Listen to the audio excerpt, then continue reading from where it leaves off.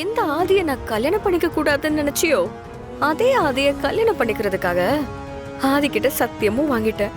நீ நினைக்கிற எதுவுமே நடக்கிறதுக்கு வாய்ப்பே இல்ல. நீ என் கால விழுந்து மன்னிப்பு கேட்க போற அந்த நிமிஷத்துக்காக நான் இப்பவே வெயிட்டிங் பாரதி. ரெடியாரு?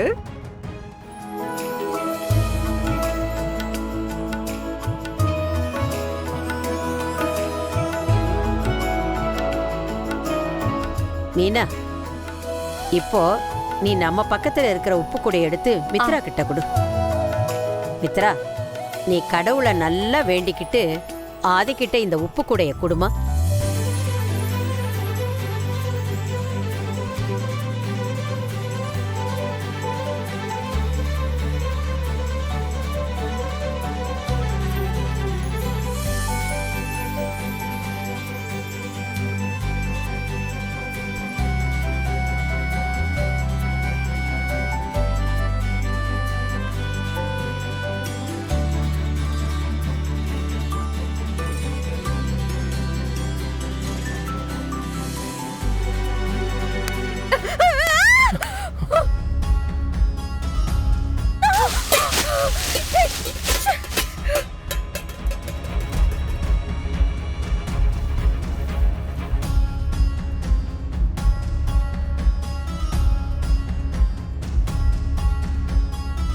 நானும் அந்த பவானி ஏகாமரத்தை பத்தி கேள்விப்பட்டிருக்கேன்.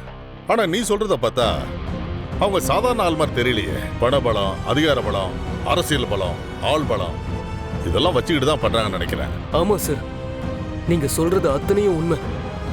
அந்த பவானி லேசுப்பட்ட பொம்பளை கிடையாது. அவ நினைச்ச காரியம் நடக்கணும்னா எந்த எல்லைக்கு வேணா போவா சார். அவ என்னை எல்லா வேலைக்கும் யூஸ் பண்ணிட்டு அவளே என்னை கொலை பண்ண பார்த்தா சார். எனக்கு நல்லா ஞாபகம் வந்துருச்சு. பாரதிங்கிறவங்க உன்னை கொலை பண்ணிட்டு தான் ஒரு கேஸ் கூட கொஞ்ச நாளைக்கு முன்னாடி கோர்ட்ல வந்துச்சு. அந்த துரதான நீ? ஆமா சார், பாரதி என்னோட அண்ணி தான் சார். என்னோட கெட்ட புத்தியினால அவங்கள ரொம்ப சிரமப்படுத்திட்டேன். பவானி பண்ண சதியினால அவங்க புருஷன் ஆதியை பிரிஞ்சு வாழ்ந்துட்டு இருக்காங்க. பவானி சொத்துக்கு ஆசைப்பட்டு மித்ராவை ஆதிக்கு கல்யாணம் பண்ணி வச்சு பாரதியை மொத்தமா அழிக்கணும்னு நினைக்கிறாங்க.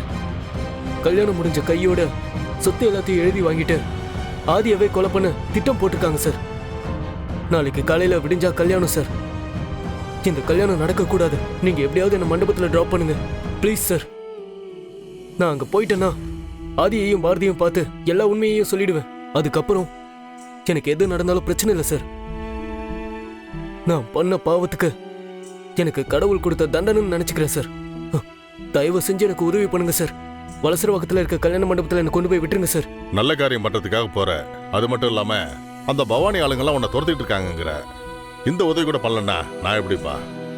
நான் மண்டபத்துல டிராப் பண்றேன் வண்டியில. சார் ரொம்ப நன்றி சார். இந்த உதவியை நான் என்னைக்கும் மறக்க மாட்டேன் சார். போ வண்டி அடியா, வலசரவாக்கத்துக்கு போ. ப்ளீஸ் நந்தினி, இங்க பாரு. இந்த நகையை எடுத்துட்டு போய் நான் சொன்ன மாதிரியே அந்த பாரதியோட பேக்ல மட்டும் வச்சுட்டு வந்துரு. நீ வேற எதுவுமே பண்ண வேண்டாம். மத்ததெல்லாம் நானே பாத்துக்கிறேன். இந்த புடி புடி. ப்ளீஸ் நந்தினி. இல்ல மித்ரா. ஐயோ நீ எதுவும் சொல்லாத. எந்த பிரச்சனையும் வராது. அதுக்கு நான் கேரண்டி. போ போ போ. சரி போறேன் போறேன். எனக்கு ஒரு சந்தேகம். என்னாச்சு? என்ன சந்தேகம்? இந்த நகைய நீ சொன்ன மாதிரி பாரதி ரூம்ல இருக்கிற அவளோட பேக்குள்ள வச்சிடுறேன். அது வரைக்கும் எல்லாமே ஓகே தான். ஆனா இந்த பைய பாரதி தான் எடுத்து பேக்ல வச்சான்னு நீங்க எப்படி ப்ரூவ் பண்ண போறீங்க? நந்தினி, இவ்ளோ யோசிக்கிறவ அதை யோசிக்க மாட்டேனா? அதுக்கெல்லாம் நான் ஒரு பிளான் வச்சிருக்கேன். அண்ணா, நீ நம்ம சொந்தக்காரங்கள்ல நம்ம சொல்ற மாதிரி கேக்குற ஒரு ஆளை ரெடி பண்ணு. அவங்க நமக்கு சப்போர்ட்டா பேசணும். அவங்கள வச்சுதான் அந்த பாரதி நகையை எடுத்தான்னு சொல்றதுக்கு சாட்சியாவே மாத்தணும். அப்பதான் பாட்டி இத நம்புவாங்க. யூ டோன்ட் வரி மித்ரா, நான் ரெடி பண்றேன். இங்க பாரு, நீ போய் கரெக்டா வச்சுட்டு வந்துரு. ஜாக்கிரதை. ஏய் நந்தினி, என்ன இங்கே வெயிட் பண்ணிக்கிட்டு இருந்தா என்ன அர்த்தம்? சரியான டைம் பார்த்து கரெக்டா பாரதி ரூம்ல இல்லாத நேரமா பார்த்து நகையை எப்படியாவது போய் வச்சுட்டு வந்துரு. ஓ ஓ நந்தினி ப்ளீஸ் போ.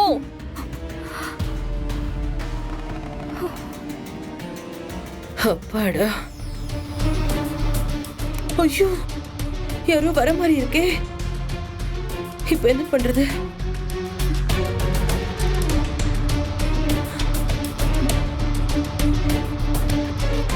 ஐயோ, முடியல.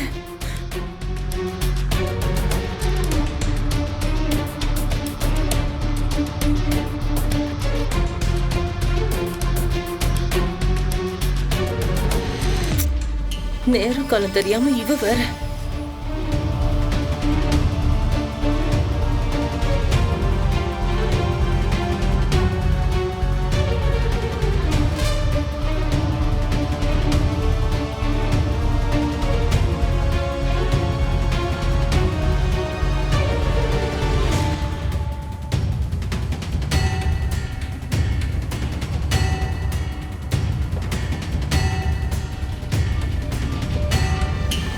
ஐயோ, இவ வேற இப்படி டென்ஷன் பண்ணிட்டு இருக்காளே. வரா, நிக்கிறா, எடுக்கிறா, வைக்கிறா, போறா, மறுபடியும் வரா.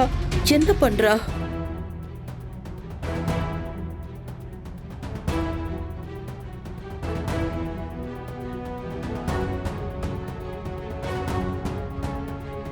பாட்டி, இவங்க நம்ம சொந்தக்காரங்க சுமதி உங்களை பார்க்கணும்னு கேட்டாங்க. அப்படியா? அதான் கூட்டிட்டு வந்தேன்.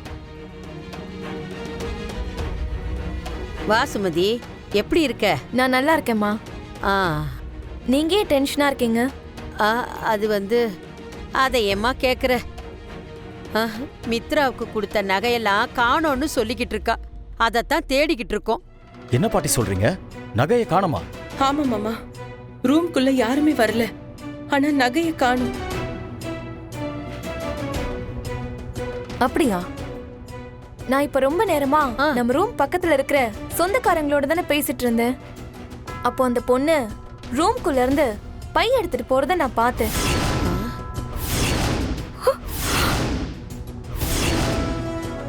அப்பவே எனக்கு அவ மேல சந்தேகம் வந்துச்சு. அவளை யாராச்சும் பாக்குறாங்களான்னு சுத்தி முத்தி பார்த்துட்டு வேக வேகமா அவ போனா. சுமதி, இந்த ரூம்ல இருந்து ஒருத்தி பைய எடுத்துக்கிட்டு போனாளா? அவ யாருன்னு உனக்கு தெரியுமா? எனக்கு யாருன்னு பேர்லாம் தெரியாது. ஐயோ, அந்த பொண்ணை கொஞ்ச நேரத்துக்கு முன்னாடி மண்டபத்துல தான் பார்த்தேன். சுமதி, அந்த பொண்ணு எந்த கலர் புடவை கட்டியிருந்தான்னு உங்களுக்கு தெரியுமா? மெரூன் கலர் புடவை தான் கட்டியிருந்துச்சு.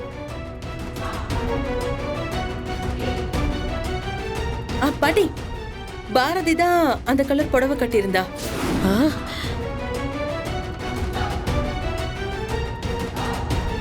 ஒரு நிமிஷம்.